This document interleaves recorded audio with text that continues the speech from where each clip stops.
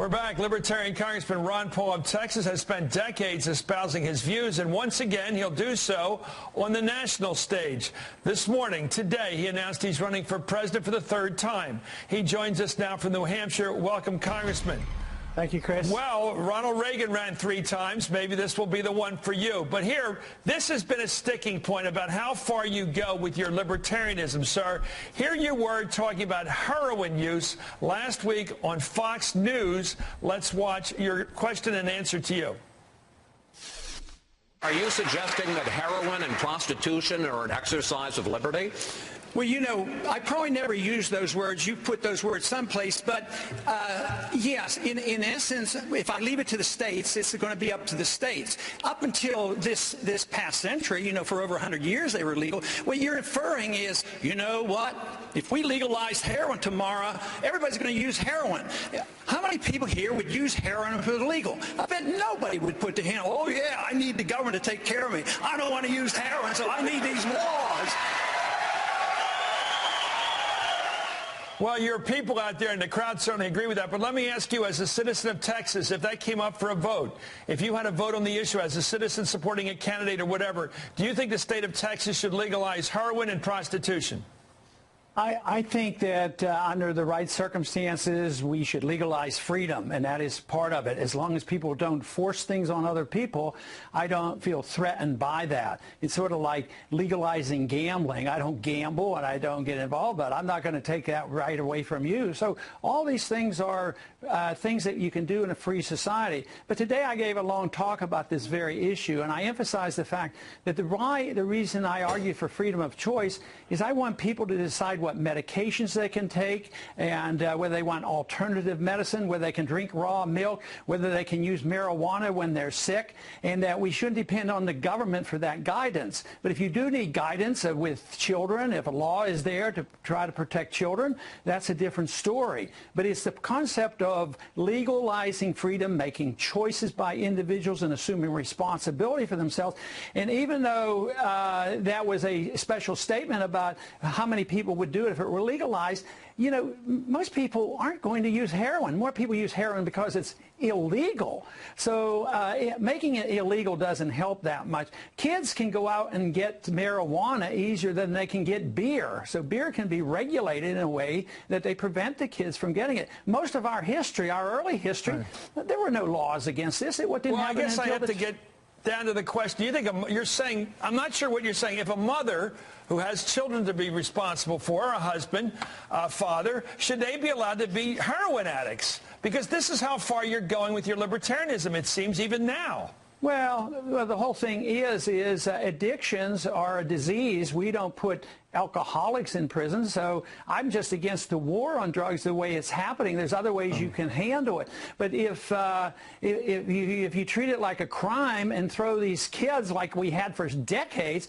in prison because they smoked a little bit of marijuana and they come out violent criminals, that war on drugs has failed. And believe me, the people know that. And so I'm against the federal war on drugs. I'm not pro-drug usage. As a matter of fact, I'm very critical of the carelessness of doctors who give way too many pain pills. There's more people addicted to prescription drugs than they are to illegal drugs. Okay, just to finish this conversation on this point, you have complete freedom to answer this question, yes or no. Should we legalize heroin? I want to legalize freedom and let the states deal with the regulations. Let me ask you about how far you would go in terms of the Constitution, because I understand libertarianism. Most of us as young people were very much enraptured with it as kids, in our teens, I think. Hillary Clinton was a go-worker.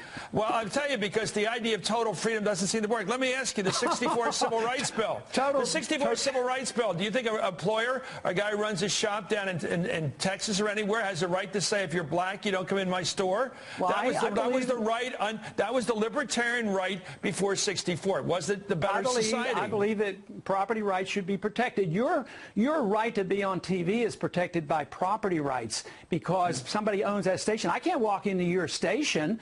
So right of freedom of speech is protected by property. The right of your church is protected by property. So people should honor and protect it. This gimmick, Chris, it's off the wall when you say, I'm for property rights and states' rights, therefore I'm a racist. I mean, that's just outlandish. Because wait, Chris. People who have, let's say that law was there and you could do that. Who's going to do it? What idiot? Everybody was in the South. What idiot would do it? I saw the white-only signs driving through the South in college.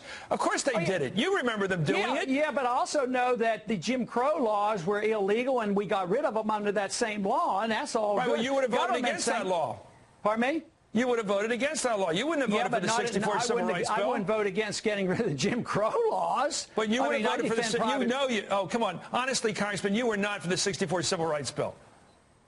Because of the property rights element, not because he got rid of the Jim Crow law. The guy who owns a bar says no blacks allowed, and you say that's fine.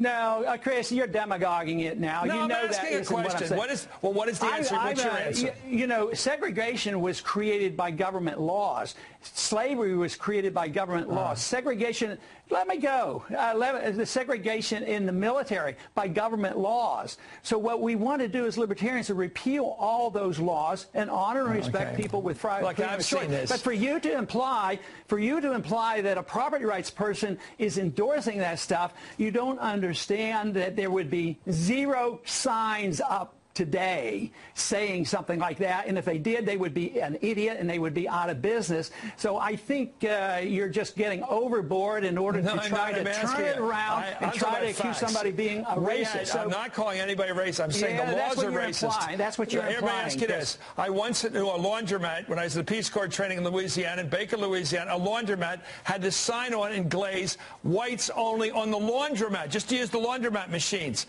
This was a local shop saying no blacks allowed. You say that should be legal. That's ancient history. That's ancient history. That's over and done with. Because and it was promoted by the segregation on buses and all was done by laws. So it was a culture. That's over and done with, Chris. Why do you want to go back to ancient days? Because you want to come back. It's past. You're running for president. Because you're running for president as a libertarian. Believe we don't need laws to protect people. And you're reading much more into it, and you're trying to imply certain beliefs that I don't have. I think you're libertarian. You're wrong. I think you're a total libertarian. You're doing it deliberately. I think you're a total libertarian. I think that's what's appealing about you, sir. I think people like you. Listen, you know why they like you? They want to live in a simpler society. Total libertarian is believing in liberty versus being a totalitarian. So if you want the opposite, just look around. That's what we have. We have a totalitarian world. That's what most of history's been about. Totalitarianism, dictatorship. We've only had a small taste of freedom of choice and the principle of private property and contract rights, and we're blowing it. So this whole thing that we're going to give up on that. What we're doing is trying to emphasize that something good and wonderful comes from freedom and freedom of choice, and that we should not say this, that liberty is disgusting, as you implied, and totalitarian should be the way we run our country.